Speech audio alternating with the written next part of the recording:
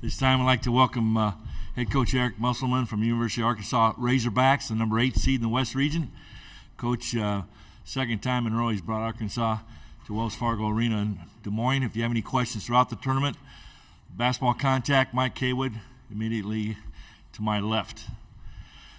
Coach, welcome back to Des Moines. Thanks, Mike. It's the second time for me in Des Moines, but one was with Nevada and one was with Arkansas. Correct. Your outlook on tomorrow's game? Obviously, Illinois. Any team in this tournament's really good, and Illinois presents a lot of issues that we have to discuss as a team. You can start with number 0, Terrence Shannon, who's one of the most versatile players in all of college basketball. He's an excellent downhill player, can stretch the defense out with threes. They're long, excellent rebounding team, one of the best shot blocking teams in the country. And then Matthew Mayer. It's just a really interesting side note that both Mayer and Shannon, we've played before in the NCAA tournament, although they were with different teams, one with Baylor and one with Texas Tech. This time we'll take questions. Please raise your hand. We have a microphone holder your way. Only appropriate. We start up front here on the aisle. I guess the other guy wasn't cutting it, or they replaced him or something? Okay. Hey, Eric, you're supposed to identify yourselves. Bob Holt, Arkansas Democrat Gazette. I had a two-parter. One was, you have a history, including this season, of doing really well, winning games when you have a little extra time to prepare. Well, what do you think is the key to that? What goes into that? Maybe I should have been a football coach. I just, I think from a preparation standpoint, there's a lot of things. I mean, one, players have to retain whatever you talk about. And, we have had some pretty decent success with time, but, Illinois has had the same amount of time, and they're really well coached. Their offense is actually something that you kind of need a little bit of time because they're spread. They'll run a blind pig action, which is an old Phil Jackson backdoor type action, and they really try to get the ball to the elbows and the nail with their 4 or 5 men, and then they run a lot of cutting action off that. So, we've needed this time to prepare for them and to learn their personnel as well. You look at your all season and Illinois seasons have kind of followed similar trajectories. You guys were both ranked in preseason poll. They got as high as 16. I think you guys were as high as 9. You had some roster issues with injuries. They had a guy leave the team. You had some tough losses. Ultimately, you won enough to get here. Kind of what have you thought about there? And you both have a lot of young players and some older guys. What have you thought about the similarities, trajectories to get here that you two have both endured? Yeah, I would say, Bob, that any of the 8-9 seeds across the board, other than maybe Florida Atlantic because they're a little bit of an outlier, but I think anytime there's an 8-9 seed and it's Power 5 involved, which is usually probably 90% of those 8-9 seeds, I think you're gonna see teams that have some peaks and some valleys, and that's certainly been the case with us with the injuries and being one shot or one possession away from more than a few other wins that we potentially could have had.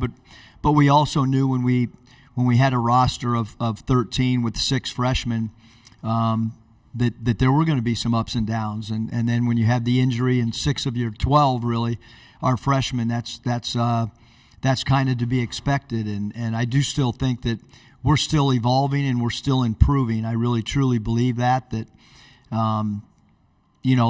hopefully tomorrow we'll be a better team than we were against Texas A&M. I'm going to go to the right side of the aisle. Do you have a question? Hey, Coach. Todd Richardson with ESPN Arkansas. I know you enjoyed going out to San Francisco last year. Your mom got to make that, and just because of your time out there. But how nice is it to just be 6 hours away from Fayetteville, considering you guys played in Buffalo and San Francisco last year? Yeah, I mean, we hope Ty, that we have a really good showing. Champagne's an hour closer than we are, but both programs are close enough that somebody could drive to. Our fans have traveled really well in the past and hope that continues for us tomorrow. Other questions? Okay, stay on the left, and we'll go across the aisle to the right afterwards. Eric, you coached here before in the NCAA Tournament, but when you were a G League coach or D League or CBA, was Iowa, did you play those guys? Iowa Energy, yeah. Nick Nurse was a coach. Okay. He's now coach in Toronto. Yeah, well, what's it like? Obviously, that's a different dynamic, pro ball. Coming here, kind of, what was your experience like as a pro coach here? And I guess you know your way around Des Moines a little bit. I really don't, but okay. I mean, as a coach, you just, especially at the pro level, you kind of come in and play the game and leave. And then one other, Illinois, you guys have good size, obviously, but they're really big. I mean, they got guards as big as you guys do. What do you think of their height and how that could impact the game? And maybe if you guys can get it going up and down a little bit more, maybe you could negate that. Well, I think Illinois is a really good offensive transition team. There's no doubt about that. But they do have great size. I think when you look across the board, they can block a shot at every position. That's a little bit unique to play a team that 1 through 5 can alter shots. And when you put together a roster with length, that's one of the things that you want to do. That's one of the advantages that you have is try to make people shoot over the top of you. They have a point guard in Shannon who's got great size and great length, and Anthony Black has great length as well. And both teams I feel are going to try to get out in offensive transition. They probably execute the shot clock a little bit longer than we do. Having said that, transition defense is probably going to be important for both teams. I'm going to go across the right here. Go ahead. Scott Richie with the Champaign News-Gazette. You've mentioned Terrence Shannon, Matthew Meyer. Is there any other Illinois player that's maybe stood out to you as you've looked into them a little deeper the last few days? I mean, I really like the roster. I mean, Epps has done a great job. I know he's out for a short time, but he's a guy as a freshman that can score the basketball. He's 10 points a game. Another freshman in Ty Rogers who plays really, really hard. Great loose ball getter, can beat people off the bounce. Gets extra possessions for him by how hard he plays. 42 inside, great spin move, loves to spin baseline off either block. Melendez, obviously can make a three, does a great job basket cutting, has had some spectacular dunks from the right corner. So yeah, I mean they're that's everybody. I don't know who I'm missing, but I mean, if you want to ask about a special guy or particular guy, I'll probably tell you some specifics on him. But off the top of my head, that's that's some of the things that we're aware of and from watching them play. We have 3 minutes left in this session. We're going to go back in the corner here, Coach, on the right side. Hey, Eric Olson, Associated Press. A ghost from your Rapid City Thriller days. What's up, Eric?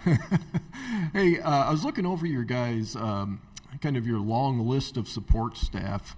It's like you got about 16 or 17 folks on your support staff. Is that kind of the new trend in college basketball going forward? Because that's a pretty sizable staff versus, I think Illinois had fewer than a dozen.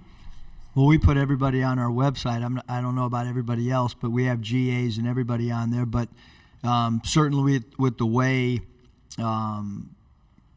college basketball is going, right now we're trying to get ready for Illinois, but there's also a whole other aspect of, the portal.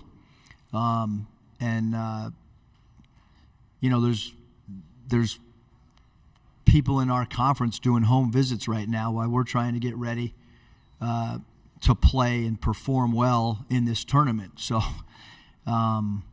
there's a reason for we try to be at the forefront of analytics. So we have a couple guys on staff that do that.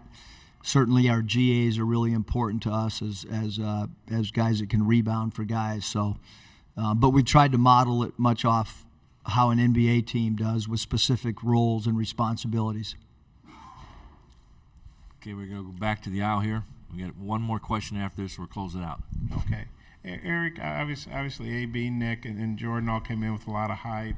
How have you and Nick, has been in and out of the lineup now, but how have you felt those three have played and done with all the expectations and everything they had to deal with, and then how they've played this season? Yeah, I mean, I think all three of them have played really, really well, and obviously you mentioned Nick, who's been in and out of the lineup, and he's continuing to get his rhythm.